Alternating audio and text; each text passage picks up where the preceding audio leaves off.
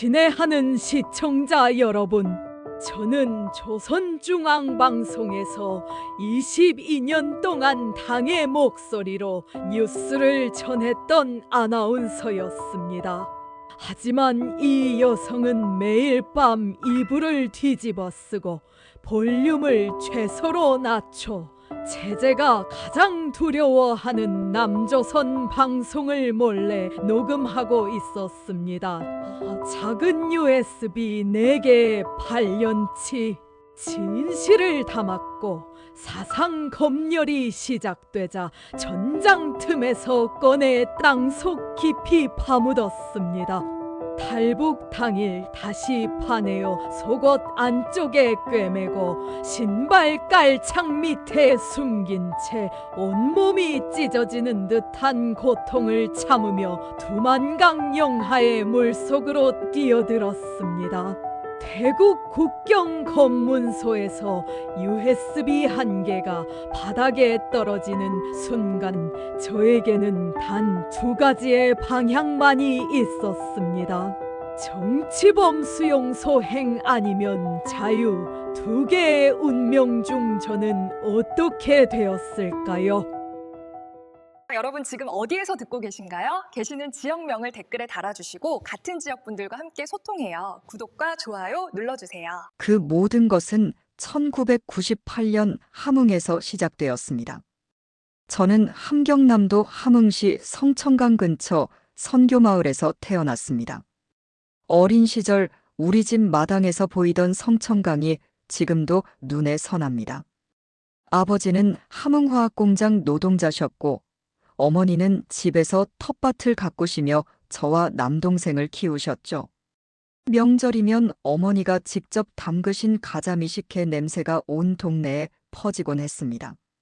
명희야, 너는 목소리가 곱구나. 아나운서 해봐라. 중학교 선생님 말씀이 제 인생을 바꿨습니다. 1985년 21살에 함흥시 지방방송국 아나운서가 되었을 때 저는 정말 자랑스러웠습니다. 부모님도 얼마나 좋아하셨는지 몰라요. 우리 딸이 방송국에 다니다니. 이 애비가 죽어도 여한이 없겠다. 아버지의 그 말씀이 아직도 귓가에 맴돕니다. 처음 10년은 행복했습니다. 매일 아침 7시에 방송국 정문을 들어서면서 저는 제가 이 나라의 목소리라는 자부심으로 가득했습니다. 친애하는 수령님께서는 이 말로 시작하는 뉴스 원고를 읽을 때마다 저는 떨리는 마음으로 마이크 앞에 섰습니다. 그런데 1995년부터 뭔가 이상해지기 시작했습니다. 명예동무, 오늘 저녁 뉴스 원고입니다. 올해도 대풍년이라고 합니다. 편집부 과장이 건네준 원고를 받아들고 저는 멍하니 창밖을 봤습니다. 방송국 건물 밖 거리에는 비쩍 마른 사람들이 비틀거리며 걸어가고 있었습니다. 어떤 아주머니는 나무 껍질을 주워 담고 있었고요. 과장 동무, 그런데 밖에 보면 사람들이 많이 야위었던데요. 쉿. 명예 동무, 그런 말 조심해야 합니다. 우리는 원고대로만 읽으면 됩니다.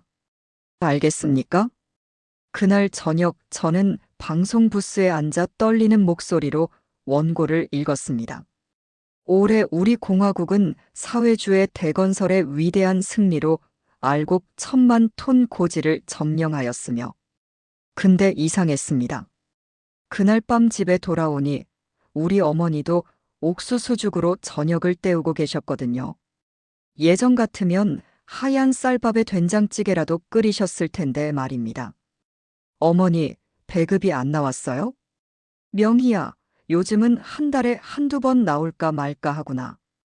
근데 내가 방송국 다니니까 우리 집은 그나마 나은 편이야. 그날 밤 저는 잠을 이룰 수가 없었습니다. 낮에 읽은 뉴스 원고가 자꾸 떠올랐거든요. 대풍년이라고 했는데 우리 어머니는 왜 옥수수죽을 드시는 걸까요? 1996년, 1997년. 상황은 점점 더 나빠졌습니다. 방송국 동료들도 하나둘씩 수척해져 갔습니다. 어떤 날은 방송 중에 쓰러지는 아나운서도 있었습니다. 여러분, 잠깐만 기다려 주십시오. 생방송 도중 어지러워서 쓰러질 뻔한 적도 있었습니다. 아침밥을 못 먹고 출근했거든요. 집에 먹을 게 없었으니까요. 그래도 저는 계속 방송했습니다. 마이크 앞에서는 밝은 목소리로 우리 공화국의 찬란한 미래를 이야기했습니다. 하지만 방송이 끝나고 부스 문을 나서는 순간 복도 창문으로 보이는 거리의 풍경은 제가 방금 읽은 뉴스와는 너무나 달랐습니다. 그때였습니다. 제 마음속에 작은 균열이 생기기 시작한 것은 내가 지금 무슨 말을 하고 있는 걸까? 이게 정말 맞는 걸까? 하지만 그런 생각은 곧 억눌렀습니다. 무섭기도 했고 또 저는 아직 우리 체제를 믿고 싶었으니까요. 어쩌면 제가 모르는 뭔가가 있을 거라고, 언젠가는 정말 좋아질 거라고 스스로를 달랬습니다. 그렇게 저는 함흥방송국에서 13년을 보냈습니다. 그리고 2005년 제 인생을 완전히 바꿔놓을 소식이 날아들었습니다. 김명의 동무 평양으로 발령입니다. 조선중앙방송에서 일하게 되었습니다. 평양, 공화국의 심장, 모든 방송인이 꿈꾸는 곳. 저는 기뻐해야 했지만 왠지 모를 불안감이 엄습했습니다. 그때는 몰랐습니다. 평양에서 제가 진짜 진실을 마주하게 될 줄은. 2005년 봄, 저는 평양행 기차에 몸을 실었습니다. 명희야, 평양 가면 우리 자주 연락하자. 거기는 전화도 잘 되잖아. 함흥역에서 남편 철수가 제 손을 꼭 잡았습니다. 결혼한 지 5년째였지만 평양 발령 때문에 떨어져 지내야 했습니다. 남편은 함흥 무역회사에 다녔거든요. 여보, 당신도 곧 평양으로 올 수 있을 거예요. 제가 자리 잡으면요. 하지만 그때는 몰랐습니다. 평양에서 제가 알게 될 진실이 우리 가족 전체를 위험에 빠뜨리게 될 줄은. 평양 조선중앙방송 건물은 정말 웅장했습니다. 함흥방송국과는 차원이 달랐죠. 처음 일주일은 정말 꿈만 같았습니다. 최신 장비, 깨끗한 녹음실, 그리고 무엇보다 배급이 제대로 나왔습니다. 김명의 동무 여기는 평양입니다. 수도의 위상에 맞게 생활하십시오. 방송국 땅 비서가 배급표를 건네주며 말했습니다. 쌀, 고기, 기름. 함흥에서는 상상도 못할 양이었습니다. 그 순간 이상한 감정이 들었습니다. 왜 똑같은 공화국 인민인데 평양 사람만 이렇게 잘 살지? 하지만 그 생각도 금방 묻어버렸습니다. 평양에서 살 수 있다는 것 자체가 특권이니까요. 진짜 변화는 2007년 여름에 찾아왔습니다. 그날은 주말이었습니다. 기숙사 방에서 라디오를 만지작거리고 있었는데 갑자기 낯선 주파수가 잡혔습니다. 여기는 KBS 한민족 방송입니다. 북한 동포 여러분께. 순간 온몸이 얼어붙었습니다. 남조선 방송이었습니다. 당장 끄려고 손을 뻗었는데 이상하게도 손이 움직이지 않았습니다. 북한 주민 여러분, 여러분께는 진실을 알 권리가 있습니다. 그 목소리는 제 목소리처럼 또렷하고 차분했습니다. 그날 방송 내용은 충격적이었습니다. 바로 전날 제가 직접 읽은 뉴스와 똑같은 사건을 다루고 있었거든요. 제가 읽은 원고 미제가 우리 공화국에 대한 경제 제재 음모를 꾸미고 있다. KBS 방송 UN 안전보장이사회가 북한의 핵실험에 대한 제재 결의안을 통과시켰습니다. 똑같은 사건인데 완전히 다른 이야기였습니다. 이럴 수가. 뭐가 진짜지? 그날 밤 저는 한숨도 자지 못했습니다. 20년 넘게 방송인으로 살아왔는데 제가 읽은 뉴스가 거짓말이었다니요? 다음 날부터 저는 미친 듯이 남한방송을 찾아 들었습니다. 물론 아주 조심스럽게요. 기숙사 방문을 잠그고 이불을 뒤집어 쓰고 볼륨을 최소로 낮춰서 말입니다. 며칠 후 제 삶을 완전히 바꾼 물건을 발견했습니다. 중국산 USB였습니다. 방송국 기술과 직원이 몰래 가지고 있던 걸 보았거든요. 김동무, 그게 뭡니까? 아, 명예동무. 이건 중국에서 넘어온 건데요. 음악 파일 같은 거 저장할 수 있습니다. 그 순간 제 머릿속에 위험한 생각이 스쳤습니다. 남한 방송을 녹음할 수 있겠구나. 일주일 후 저도 중국산 MP3 플레이어를 구했습니다. 장마당에서 몰래 거래하는 사람한테서요. 얼마나 비쌌는지 2달치 월급을 쏟아부었습니다. 2008년부터 2015년까지 저는 거의 매일 밤 남한 방송을 들었습니다. 그리고 중요한 내용은 몰래 녹음했습니다. KBS, MBC, 그리고 자유아시아 방송까지. 북한 주민들은 여러분이 생각하는 것보다 훨씬 더 가난하게 살고 있습니다. 김정은 정권은 핵무기 개발에 수백억 달러를 쓰면서 주민들은 굶주리고 있습니다. 탈북자들의 증언에 따르면 정치범 수용소에서는 상상할 수 없는 인권유린이 매일 밤 듣는 진실들이 제 마음을 짓눌렀습니다. 낮에는 거짓 뉴스를 읽고 밤에는 진짜 뉴스를 듣는 이중생활. 그게 얼마나 고통스러웠는지 아십니까?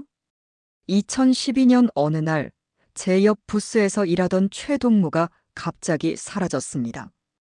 최동무가 왜 안 보이죠? 쉿. 명예동무 모르는 척하세요. 남조선 드라마 본 게 걸렸답니다. 그날 밤 저는 떨리는 손으로 USB 3개를 천장 틈에 숨겼습니다. 8년 동안 녹음한 파일들이 담긴 증거물이었습니다. 들키면 저도 끝장이었습니다. 하지만 그만둘 수가 없었습니다. 진실을 알아버렸는데 어떻게 모른 척하고 살 수 있겠습니까? 언젠가는 이 녹음이 쓸모가 있겠지. 언젠가는. 그렇게 저는 평양에서 10년을 살았습니다. 낮의 거짓과 밤의 진실 사이에서 매일매일 죽을 만큼 두려워하면서도 멈출 수 없었습니다. 그리고 2015년 제 인생에서 가장 끔찍한 사건이 일어났습니다. 그날 이후 저는 결심했습니다. 이 땅을 떠나야겠다고. 2015년 가을 제 아들 진호가 군대에서 쓰러졌습니다. 명예동무 긴급 연락입니다. 아드님이 부대에서 영양실조로 쓰러져서 병원에 실려갔답니다. 방송국 당 비서가 전화를 건네줬을 때 저는 그 자리에서 주저앉았습니다. 진호는 25살 건강한 청년이었습니다. 군대 가기 전에는 축구도 잘하고 씩씩했던 아이였는데, 어머니, 배가 너무 고파요. 물만 마셔도 배가 아파요. 평양 군병원 침대에 누워있는 아들을 보는 순간 제 심장이 찢어지는 것 같았습니다. 겨우 25살 청년이 70 노인처럼 뼈만 앙상했습니다. 진호야, 엄마가 여기 있다. 괜찮아, 다 나을 거야. 어머니, 부대에서는 하루에 옥수수 2주먹만 줬어요. 군인들끼리 풀뿌리 캐먹고 어떤 전우는 쥐까지 잡아먹었어요. 제 아들이, 제가 낳고 키운 제 아들이 쥐 잡아먹는 전후 이야기를 하고 있었습니다. 공화국의 선군 정치, 군대를 우선한다던 그 나라에서요. 그날 밤 기숙사로 돌아와 저는 이불을 뒤집어 쓰고 펑펑 울었습니다. 그리고 천장 틈에 숨겨둔 USB를 꺼냈습니다. 북한 군인들은 만성적인 영양실조에 시달리고 있으며 일부 부대에서는 군인들이 풀뿌리와 나무껍질로 연명하고 있다는 증언이 남한방송에서 들은 내용이 진짜였습니다. 제 아들이 그 증거였으니까요. 며칠 후 남편 철수가 함흥에서 올라왔습니다. 평양 입성 허가를 받느라 한 달이나 걸렸습니다. 명희, 우리 애가 어쩌다 이렇게 된 거요? 여보, 제가 할 말이 있어요. 하지만 여기서는 안 돼요. 따라오세요. 저는 남편을 데리고 대동강변으로 갔습니다. 주위에 아무도 없는 걸 확인하고 가방에서 작은 MP3 플레이어를 꺼냈습니다. 이게 뭐예요? 들어보세요.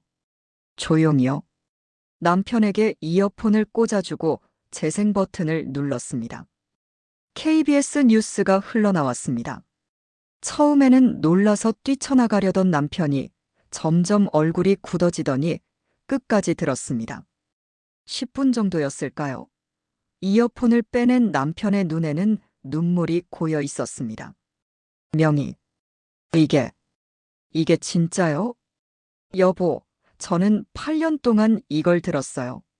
매일 밤마다요. 우리가 속았어요. 우리 아들이 쥐 잡아먹는 군대를 성군이라고 떠받들었다고요. 남편은 한참 동안 말이 없었습니다. 그러더니 갑자기 제 손을 꽉 잡았습니다. 명희, 우리 나가야 하는 거 아니요? 이 나라에서. 저도 그 생각을 했어요. 하지만 진호는 아직 군대고 수연이는 대학생이고 그리고 함흥의 시어머니도 계시잖아요. 그래도 이대로는 못 살겠소. 우리 애들 미래가 없소. 그날 이후 우리 부부는 비밀 회의를 시작했습니다. 물론 아주 조심스럽게요. 2016년 봄, 더 끔찍한 일이 벌어졌습니다. 명예동무, 오늘부터 일주일간 사상 총화가 있습니다. 모든 방송국 직원은 자기 비판문을 제출하고 또 시작이었습니다. 사상 검열. 누가 남조선 방송을 듣는지, 누가 불순한 생각을 품는지 색출하는 무서운 시간. 김명의 동무는 평소에 어떤 생각을 하고 삽니까? 저는 당과 수령님을 위해 충성을 다할 뿐입니다. 겉으로는 그렇게 말했지만 속으로는 공포에 떨었습니다. 혹시 제 기숙사방을 뒤졌으면 어쩌나? 천장 틈에 숨긴 USB를 찾으면? 일주일 후 제 옆방에 살던 박동무가 끌려갔습니다. 박동무 방에서 중국산 DVD가 나왔답니다. 남조선 영화였다고. 그럼 박동무는 정치 범수용소로 갔겠죠. 가족들도 다 끌려갔답니다. 그날 밤 저는 USB 4개를 모두 꺼내서 봉지에 싸고 기숙사 뒤 땅속 깊이 묻었습니다. 시멘트 벽돌 밑에요. 표시로 작은 돌을 올려놨습니다. 언젠가 여기서 나갈 때 이걸 가지고 나가자. 증거로. 2016년 겨울 진호가 제대했습니다. 군 복무를 마쳤지만 건강은 완전히 망가진 상태였습니다. 엄마, 저 대학 못 가겠어요. 몸이 너무 안 좋아요. 진호야, 괜찮다. 천천히 회복하자. 엄마가 좋은 약 구해줄게. 하지만 약이 어디 있습니까? 평양 장마당에서 중국산 영양제 한 병 구하는데도 2달치 월급이 들어갔습니다. 그해 겨울이 유난히 추웠습니다. 기숙사 난방이 끊겨서 손발이 얼어 터지는 날도 많았습니다. 연탄은 배급이 안 나오고 나무는 몰래 베어와야 하고. 이게 무슨 수도 평양입니까? 6.25 때 우리 부모님들도 이렇게는 안 살았을 겁니다. 어느 날 밤 저는 남편에게 조용히 말했습니다. 여보, 우리 진짜 나가야 할 것 같아요. 이러다 우리 다 죽어요. 명희, 나도 그 생각뿐이요. 근데 어떻게? 중국으로 넘어가는 길이 있대요. 브로커를 통하면. 그 순간 문 밖에서 발소리가 들렸습니다. 우리는 입을 다물고 숨을 죽였습니다. 한참 후에야 발소리가 멀어졌습니다. 그날 밤 우리는 결심했습니다. 죽을 각오로 이 땅을 떠나기로. 2017년 봄 저는 마침내 움직이기 시작했습니다. 명예동무, 혹시 함흥 출신 아니십니까? 방송국 청소 아주머니가 복도에서 조용히 물었습니다. 환갑이 넘어 보이는 분이었는데 뭔가 심상치 않은 눈빛이었습니다. 네, 함흥 선교마을 출신입니다만. 저도 함흥입니다. 혹시 잠깐 제 청소도구함 좀 봐주시겠습니까? 고장 난 것 같아서요. 이상한 요청이었지만 저는 따라갔습니다. 청소도구함 뒤편 아무도 없는 곳에서 아주머니가 속삭였습니다. 명예동무 나가고 싶으십니까? 이 나라에서요. 순간 심장이 멎는 줄 알았습니다. 보위부 함정인가? 아니면 아주머니 무슨 말씀을? 제 아들이 작년에 중국으로 넘어갔습니다. 두만강 쪽으로요. 브로커가 있습니다. 돈만 있으면. 그날 이후 저는 그 아주머니를 통해 조심스럽게 정보를 모았습니다. 탈북 루트, 브로커 연락 방법, 필요한 돈. 1인당 중국 돈으로 3,000위안. 우리 가족 내시면 12,000위안. 한국 돈으로 200만 원 정도였습니다. 제가 10년 동안 모은 돈 전부와 남편이 함흥에서 물건 팔아서 번 돈을 합쳐도 모자랐습니다. 명희, 우리 어머니 유품 금반지가 있어. 그것도 팔아야겠어. 여보, 시어머니 유품까지. 살려면 어쩔 수 없어. 어머니도 이해하실 거요. 남편의 눈에서 눈물이 흘렀습니다. 우리는 정말 필사적이었습니다. 가장 힘든 건 아이들에게 말하는 것이었습니다. 진호는 28, 수연이는 25. 둘 다 이미 성인이었지만 이 나라에서 태어나 이 나라에서만 살아온 아이들에게 탈북이란. 2017년 6월 저는 드디어 아이들을 불러 모았습니다. 평양 외곽공원 사람 없는 벤치에서였습니다. 진호야, 수연아. 엄마가 할 말이 있다. 엄마, 무슨 일이에요? 표정이 왜 그래요? 너희들, 이 나라를 떠나고 싶지 않니? 잠시 침묵이 흘렀습니다. 수연이가 먼저 입을 열었습니다. 엄마, 혹시 탈북 말씀이세요? 그래. 엄마는 방송국에서 15년 넘게 일했어. 근데 너희 아버지 말대로 우리가 속았다. 이 나라는 우리가 배운 것과 달라. 진호가 주먹을 불끈 쥐었습니다. 엄마, 저도 군대 있을 때부터 생각했어요. 이건 아니다. 굶어 죽는 전우들 보면서 이게 우리가 지켜야 할 나라인가 싶었어요. 수연이 너는? 엄마, 저도 대학 친구가 작년에 정치범 수용소 끌려갔어요. 나만 노래 USB 가지고 있었다고요. 그냥 노래였는데. 그 친구 가족 전부 사라졌어요. 저는 무서워요, 엄마. 그날 우리 가족 넷은 결정했습니다. 함께 나가기로. 준비는 철저하게 했습니다. 우선 평양에서 함흥으로 이동 허가를 받아야 했습니다. 명예동무 시어머니가 편찮으시다고요? 증명서 있습니까? 네, 여기 함흥병원 진단서입니다. 물론 가짜였습니다. 브로커가 만들어준 거였죠. 하지만 도장이 찍혀 있으니 통했습니다. 2017년 8월 저는 방송국에 한 달 휴가를 냈습니다. 명예동무 시어머니 간병이라니 안 됐습니다. 빨리 다녀오십시오. 감사합니다, 비서동무. 그게 마지막 인사였습니다. 저는 평양방송국을 나서면서 건물을 한번 돌아봤습니다. 22년. 여기서 22년을 살았구나. 기숙사로 돌아와 짐을 쌌습니다. 많이 가져갈 수 없었습니다. 배낭 하나에 옷 몇 벌, 돈, 그리고 땅속에 묻어둔 USB를 파냈습니다. 봉지를 풀어보니 4개 모두 무사했습니다. 8년 동안 녹음한 남한방송, 북한의 진실을 담은 증거. 이것만은 꼭 가지고 나간다. USB 1개는 속옷 안쪽에 꿰매 넣고 1개는 신발 깔창 밑에 숨기고 나머지 2은 머리핀 속과 벨트 안쪽에 넣었습니다. 혹시 하나를 빼앗겨도 나머지는 건질 수 있게요. 출발 전날 밤 저는 함흥집에서 가족들과 마지막 저녁을 먹었습니다. 여러분, 내일부터 우리는 새로운 인생을 삽니다. 목숨 걸고 가는 거니까 누구도 뒤돌아보지 마세요. 명희, 함흥 어머니는 어쩌고. 시어머니는 70이셨습니다. 함께 갈 수 없었습니다. 몸도 불편하셨고 무엇보다 탈북길은 너무 험했으니까요.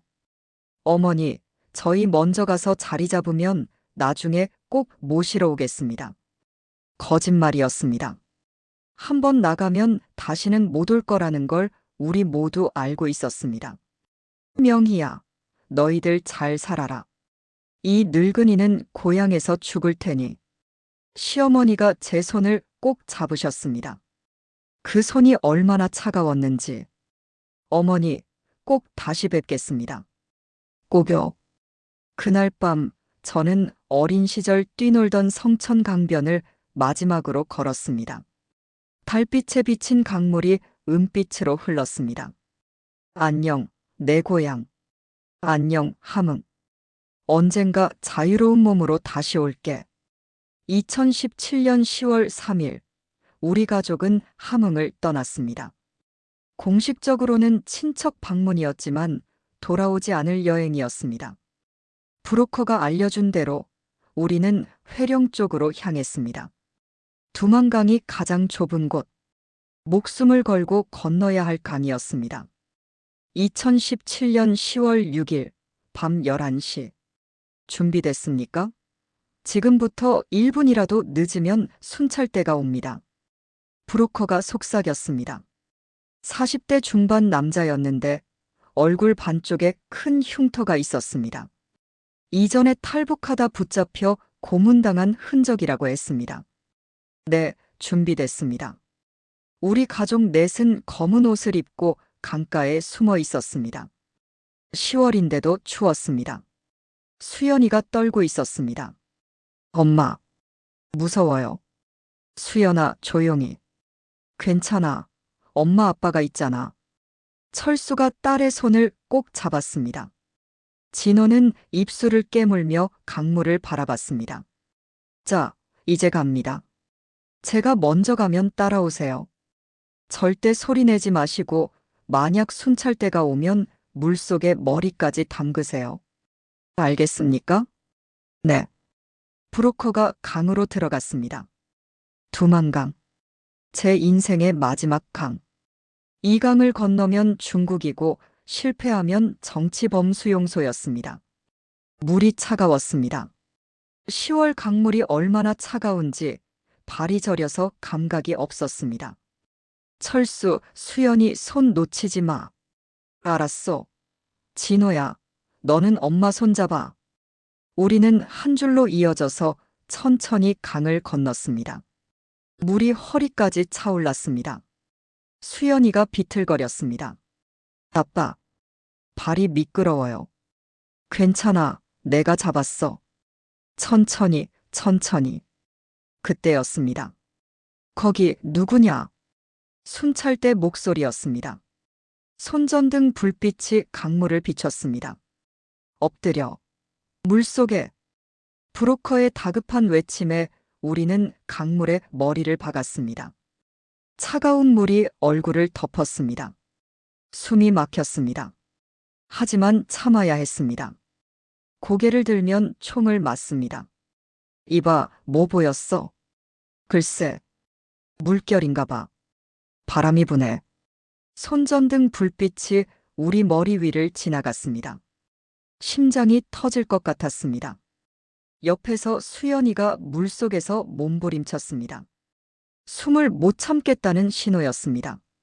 제발, 제발 조금만. 열초가 10년 같았습니다. 드디어 발소리가 멀어졌습니다. 지금, 빨리. 브로커가 외쳤습니다. 우리는 미친 듯이 강을 건넜습니다. 수연이가 헛기침을 했습니다. 콜록, 콜록. 수연아, 참아. 조금만 더. 강 중간쯤 왔을 때 물이 가슴까지 차올랐습니다. 저는 키가 작아서 발끝으로 겨우 땅을 디뎠습니다. 수연이는 거의 헤엄쳐야 했습니다. 엄마, 저 못 가겠어요. 너무 무서워요. 수연아, 포기하면 우리 다 죽어. 북에 돌아가면 우리 가족 모두 정치 범수용소야. 할머니까지 끌려가. 알겠어. 제 목소리가 갈라졌습니다. 딸이 눈을 크게 떴습니다. 할머니도요? 그래. 연좌제야. 그러니까 지금 건너. 어서.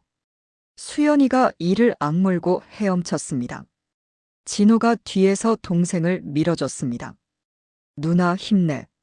거의 다 왔어. 30분이 지났을까요? 드디어 강 반대편 땅을 밟았습니다. 중국 땅이었습니다. 다들 괜찮습니까? 숨 좀 돌리고 바로 가야 합니다. 여기도 위험해요. 우리는 물을 뚝뚝 흘리며 강둑을 올라갔습니다. 뒤돌아보니 북한 땅이 보였습니다. 저곳에 제 22년이 있었습니다. 제 청춘이, 제 어머니가, 제 고향이. 명희, 가자. 뒤돌아보지 마. 철수가 제 어깨를 잡았습니다. 우리는 중국 땅 숲속으로 뛰어들었습니다. 1시간을 달렸을까요? 작은 집이 보였습니다. 여기입니다. 조선족 분 집이에요. 일주일만 숨어 계세요. 문이 열리고 50대쯤 보이는 아주머니가 나왔습니다.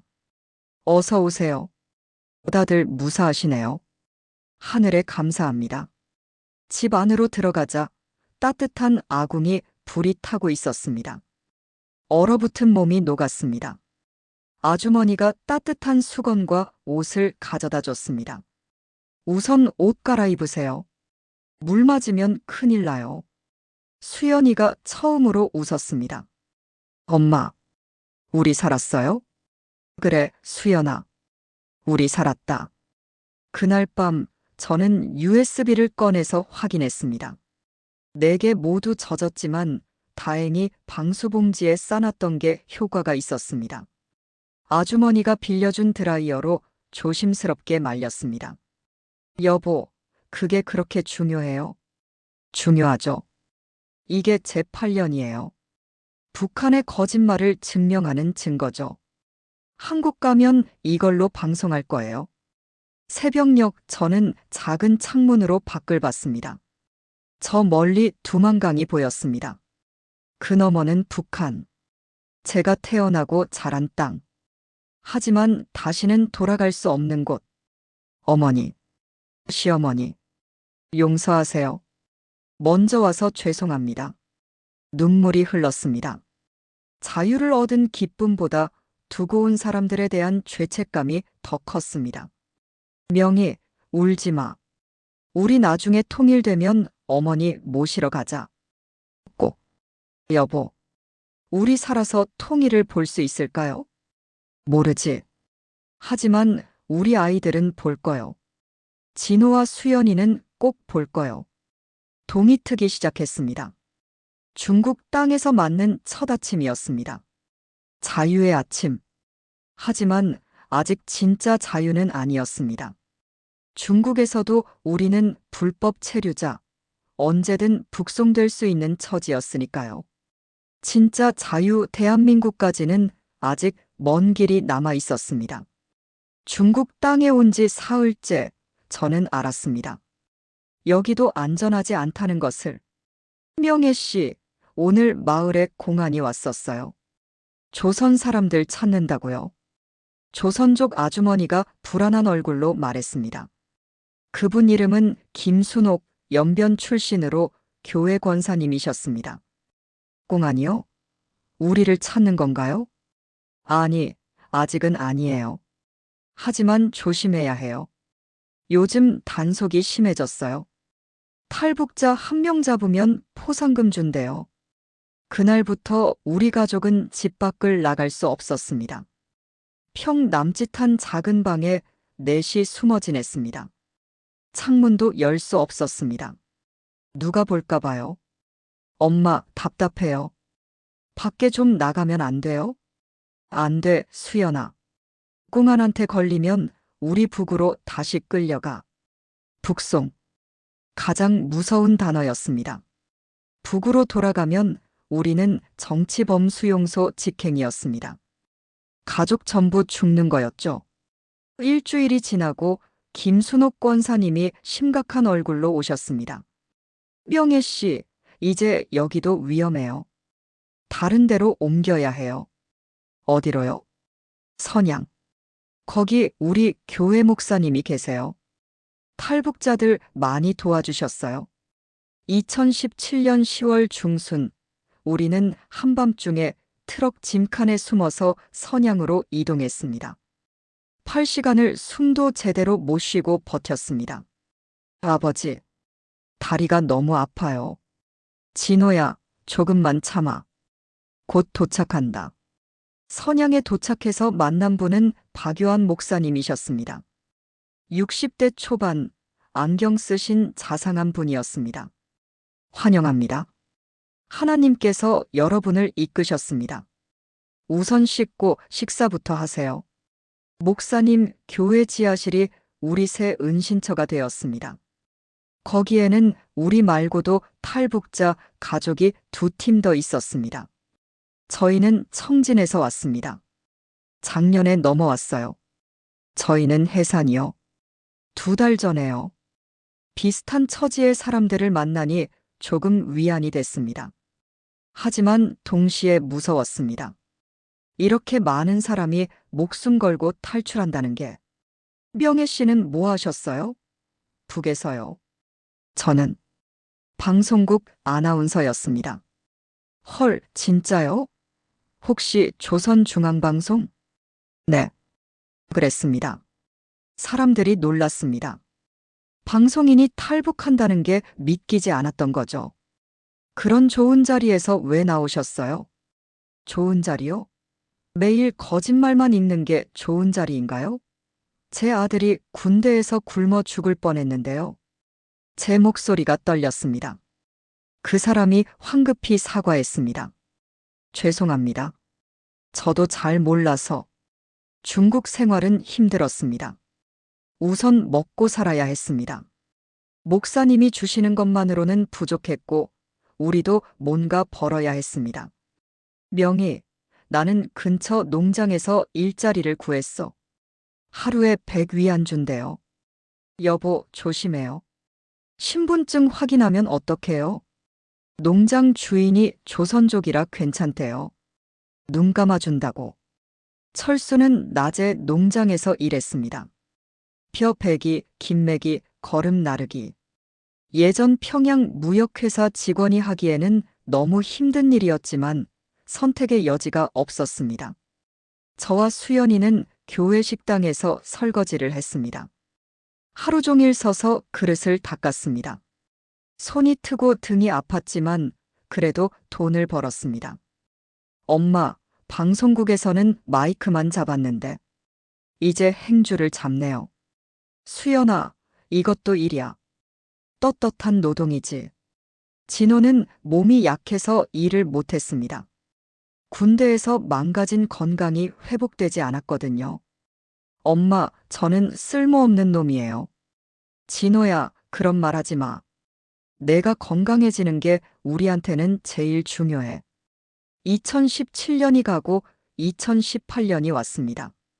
새해 첫날, 우리는 교회 지하실에서 떡국 대신 만두를 먹었습니다. 여러분, 올해는 꼭 한국에 가실 겁니다. 제가 루트를 알아보고 있어요. 박 목사님이 희망을 주셨습니다. 한국, 진짜 자유의 땅.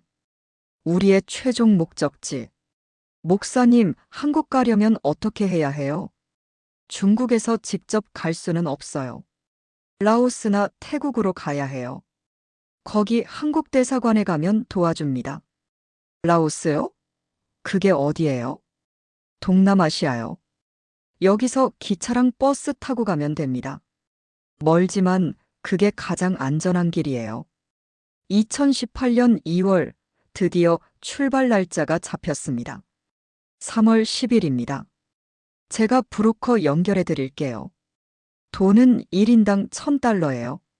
$1,000요. 우리 가족 내시면 $4,000. 한국 돈으로 400만 원. 중국에서 5달 동안 번 돈을 다 털어도 모자랐습니다. 목사님, 돈이 부족합니다. 괜찮아요? 교회에서 지원해 드릴게요. 여러분은 꼭 한국 가서 잘 사세요. 그게 제 기도 응답입니다. 목사님이 눈물을 글썽이셨습니다. 저도, 철수도, 아이들도 울었습니다. 목사님, 정말 감사합니다. 평생 잊지 않겠습니다. 괜찮아요? 우리는 모두 한민족이잖아요. 북이든 남이든 중국이든 어디든 우리는 한 핏줄이에요. 출발 전날 밤 저는 USB 4개를 다시 꺼냈습니다. 중국에서도 한 번도 잃어버리지 않고 잘 간직했습니다. 여보, 이거 꼭 한국까지 가져가야 해요. 이게 제 사명이에요. 명희, 당신은 정말 대단해요. 방송인의 자존심을 끝까지 지키는구려. 자존심이 아니에요. 책임이에요. 북에 있는 사람들, 진실을 모르는 사람들을 위해서라도 이 녹음은 세상에 알려야 해요. 2018년 3월 10일, 우리는 다시 여행을 시작했습니다. 목적지는 한국, 자유대한민국. 중국에서의 5달 또 다른 지옥이었지만 동시에 준비의 시간이었습니다. 이제 진짜 마지막 여정이 남았습니다. 2018년 3월 10일 새벽, 우리는 선양역에서 기차를 탔습니다. 여러분, 이 표는 곤명까지입니다. 거기서 버스 갈아타고 라오스 국경까지 가야 해요. 브로커가 표를 건네줬습니다. 중년 여자분이었는데 중국말을 아주 잘하셨습니다.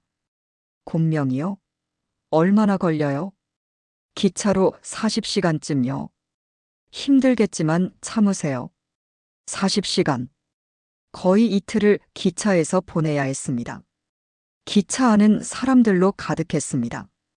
우리는 제일 구석 자리에 앉아서 최대한 눈에 띄지 않으려고 했습니다. 명희, 중국말 하지 마. 사투리 나면 들킬 수 있어. 알아요. 애들한테도 말했어요. 진호와 수연이는 창밖만 봤습니다. 말 한마디 안 했습니다. 무서웠던 거죠. 기차가 출발했습니다. 중국 대륙을 가로지르는 긴 여행이 시작됐습니다. 첫날 밤 기차 안에서 검표를 했습니다. 표 확인합니다. 승무원이 왔을 때 제 심장은 터질 듯 했습니다. 혹시 신분증을 요구하면? 혹시 우리를 의심하면? 네, 여기요. 철수가 떨리는 손으로 표를 건넸습니다. 승무원이 잠깐 우리를 쳐다봤습니다. 조선족이세요? 네. 아, 연변 쪽에서 오셨구나. 고생 많으세요. 승무원이 표에 도장 찍고 갔습니다. 숨을 겨우 쉬었습니다. 40시간 후, 우리는 곤명에 도착했습니다. 거기서 또 브로커를 만났습니다. 여기서 라오스까지 버스로 12시간입니다. 국경에서 검문이 있을 텐데 그냥 관광객인 척하세요. 버스는 더 힘들었습니다. 좁고 덥고 비포장도로 때문에 온몸이 흔들렸습니다. 엄마, 토할 것 같아요. 수연이가 헛구역질을 했습니다. 참아, 수연아. 조금만 더. 3월 13일 저녁 드디어 중국 라오스 국경에 도착했습니다. 여권 확인. 중국 국경 경비가 손을 내밀었습니다. 브로커가 미리 준비한 가짜 서류를 건넸습니다. 조선족 관광단체라고 했습니다. 경비가 우리를 빤히 쳐다봤습니다. 시간이 멈춘 것 같았습니다. 조선족? 북조선 아니고. 아닙니다. 중국 조선족입니다. 브로커가 급하게 중국 돈 몇 장을 서류에 끼워 넣었습니다. 뇌물이었습니다. 경비가 돈을 슬쩍 주머니에 넣고 도장을 찍었습니다. 통과. 다리가 풀렸습니다. 라오스로 넘어갔습니다. 라오스 땅에 들어서자마자 브로커가 말했습니다. 여기서부터는 조심하세요. 라오스 경찰도 탈북자 단속해요. 북으로 송환하면 돈 받거든요. 그럼 여기도 위험하다는 거예요? 네. 그래서 빨리 태국으로 넘어가야 해요. 라오스에서 일주일을 숨어 지냈습니다. 허름한 여관방에서요. 밥도 제대로 못 먹었습니다. 3월 20일, 우리는 라오스 마이너스 태국 국경으로 향했습니다. 버스로 또 10시간. 이번이 마지막 관문입니다. 태국만 들어가면 한국 대사관이 도와줘요. 국경 검문소에 도착했을 때 제 가슴이 쿵쾅거렸습니다. 마지막 고비였습니다. 어디서 왔어? 태국 경찰이 라오스 말로 물었습니다. 브로커가 대답했습니다. 관광객들이에요. 경찰이 우리 짐을 열어봤습니다. 옷가지들을 뒤졌습니다. 그때였습니다. USB 하나가 바닥에 떨어졌습니다. 머리핀에 숨겨둔 거였는데 흔들리다 빠진 거였습니다. 이게 뭐야? 경찰이 USB를 집어들었습니다. 제 얼굴이 하얗게 질렸습니다. 그건 제 음악 파일입니다. 음악? 확인해 봐야겠는데? 경찰이 근처 사무실로 가려고 했습니다. 그 순간 브로커가 경찰 귀에 뭔가 속삭였습니다. 그리고 돈을 건넸습니다. 경찰이 잠시 고민하더니 USB를 도로 제게 던져줬습니다. 감사합니다. 감사합니다. 우리는 황급히 국경을 넘었습니다. 태국 땅이었습니다. 휴, 거의 다 왔어요. 방콕까지 기차 타면 돼요. 방콕까지 또 하루가 걸렸습니다. 3월 22일 밤, 우리는 드디어 방콕에 도착했습니다. 한국 대사관은 내일 아침에 가야 해요. 오늘은 여기서 자요. 허름한 숙소였지만 우리는 편히 잤습니다. 내일이면 한국 땅이나 마찬가지니까요. 3월 23일 아침, 우리는 떨리는 마음으로 한국 대사관 앞에 섰습니다. 저희, 북한에서 온 탈북자입니다. 대사관 직원분이 우리를 보더니 따뜻하게 웃었습니다. 어서 오세요. 안으로 들어오세요. 그 순간 눈물이 터졌습니다. 진호도 수연이도 철수도 저도 모두 울었습니다. 드디어 왔구나.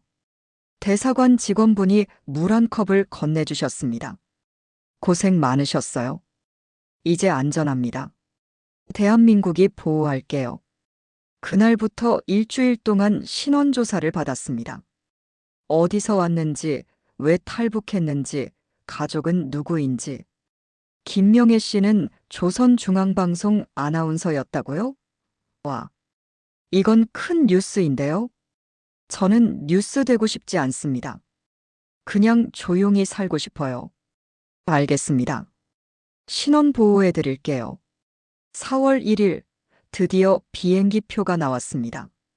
내일 인천행 비행기 타시면 됩니다. 정말요? 정말 한국에 가는 거예요? 네. 축하드립니다. 대한민국 국민이 되신 걸 환영합니다. 그날 밤 저는 USB 4개를 다시 한번 확인했습니다. 모두 무사했습니다. 함흥에서, 평양에서, 두만강에서, 중국에서, 라오스에서, 태국까지. 이 작은 USB들이 천리만리를 함께 왔습니다. 여보, 이제 정말 끝났어요. 우리 한국 갑니다. 명희, 꿈만 같소. 정말 꿈만. 4월 2일, 우리는 인천행 비행기에 몸을 실었습니다.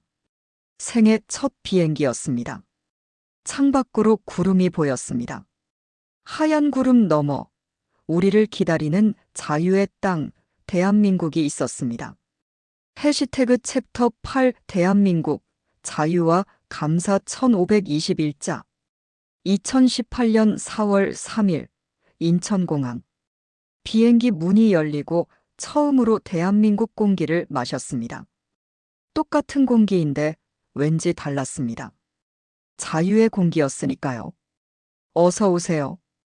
대한민국에 오신 걸 환영합니다.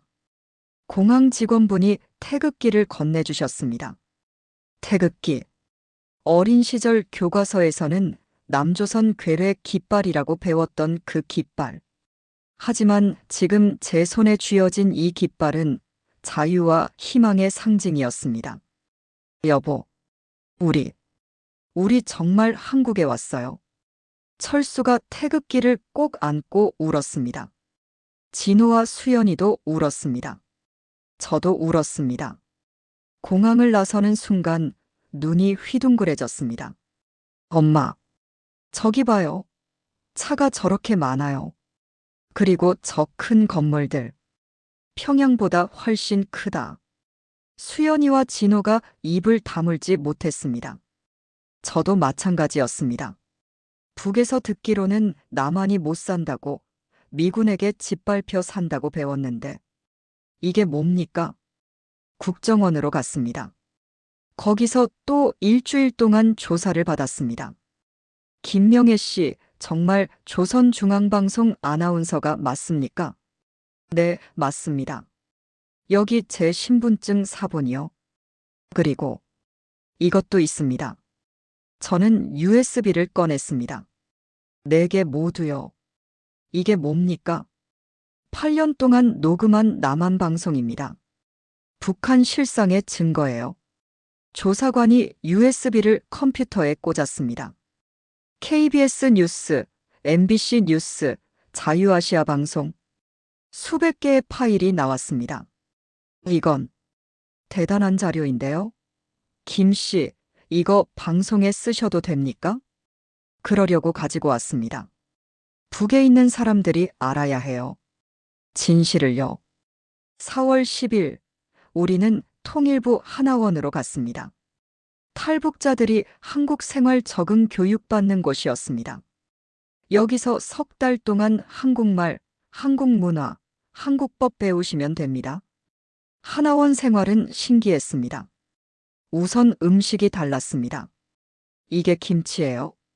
북에서 먹던 거랑 맛이 완전히 다른데요.